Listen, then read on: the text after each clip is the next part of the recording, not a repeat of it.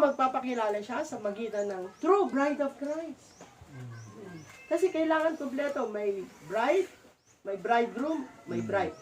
May Adan, may Eva. At magpapakilala ang Diyos sa magitan ng pagsasaoli ng lahat ng bagay, i-restore ang Eden. Yan ang mensahe ng Christ, the Mystery of God Revealed. So, ibig sabihin, lahat ng ito, sa maniwala kayo sa hindi, ang Diyos ang nagpapakilala. Kaya lang, hindi rin siya, ngayon, sinasabi ko na sa inyo. Pero sa iba, hindi niya sasabihin, ako yun, ako yun, ako yun. Sikreto pa rin. Naintindihan ninyo? Amen.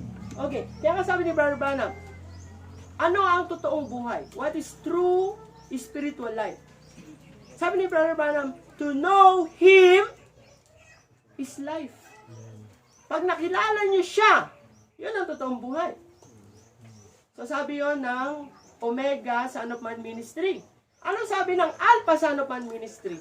John 17:3, yung pinag-aralan natin noong nakaraan. Ito ang buhay na walang hanggan. Ang makilala nyo, sino?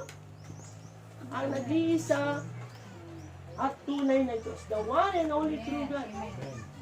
And Jesus Christ whom thou hast sent. So, sa Alpha Son of Man Ministry, Father and Son. Sa Omega Son of Man Ministry, Father and Son. Okay. Pero, this is important. Sabi ng Bible, ang importante makilala para totoong maligtas ka ay ang anak. Amen.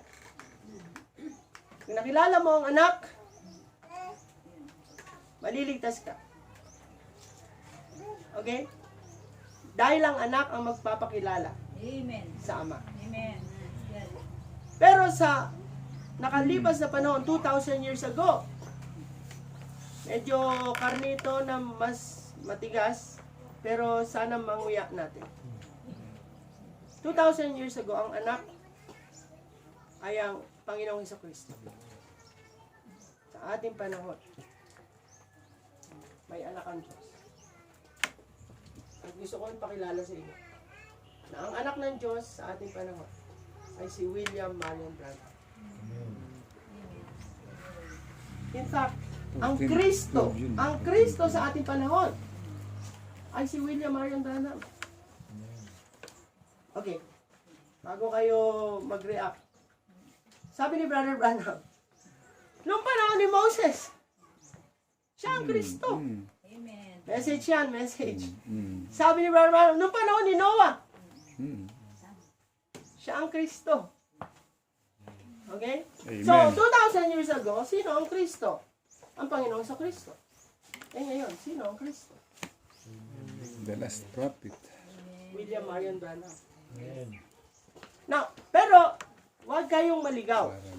Tinuturo lang natin ito para Amen. maintindihan nyo ang konsepto ng Diyos. Pero dapat ang ating pananampalataya at pagsamba ay kung sino ang sinamba ng Panginoong Jesucristo. Amen. Amen. Sinamba ng Panginoong Jesucristo. Sumamba ba siya? Amen. Amen. Pag hindi nyo alam na sumamba ang Panginoong Jesucristo nung nandito siya 2,000 years ago, hindi talaga kayo nagbabasa ng Bible. Sino ang sinamba ni William Marion Branham? Nakita niyo? Bumabalik lang lahat kung sino ang dapat sambahin. In fact, sabi nga, this is church ages. Sabi ni Brother Branham, yung tinuro ni Paul, tinuturo ko. Oh, sa mga Juanes, hindi nila nakita. Sabi ni Paul, sa Efeso, alam niyo ba kung ano sabi ni Paul? Kung sino ang niluluhuran niya? Ephesians 3, saan yun, Brother Giselle? 14 ba o 15? 15? 14. Oh, basahin lang natin. Siguro mag-e-end na tayo somewhere here. Ephesians 3:14. Pakibasa ng mabilis. Kung sino na nakakita, basahin. Ephesians 3:14. Tingnan nyo ha. Turo ng mensahero, first church is messenger. Ibig sabihin, pattern yan. Kung ano tinuro niya, dapat yan ang tinuro niya. Dapat hindi nagbabago. Ba't nabago? Brother Ron, nakita mo na? Pakibasa nga na malakas. Dahil dito ay iniluluhod ko ang aking mga tuhod sa Ama. Ay sa Ephesians Ayun lang. 3:40 na po. May clean. Hanggang ama lang. Apo. Di naman sabi ko sa'yo, iba ang Tagalog. Apo Saan sa taga English? sa English. For the cause I bow my knees unto the Father of our Lord Jesus Christ. Kasi kailangan specific. Although tama rin yun sa ama. Ng ating Panginoong Heso Kristo. Kanino daw lumunod si Pablo? Kung saan lumod si Jesus Christ. Eh, sabi na, hindi, doon tayo kay Jesus Christ. May magko-contest sa inyo. Pastor, bakit doon sa New Testament?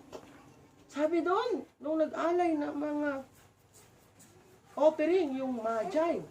Sabi niya, they worship the baby, the child.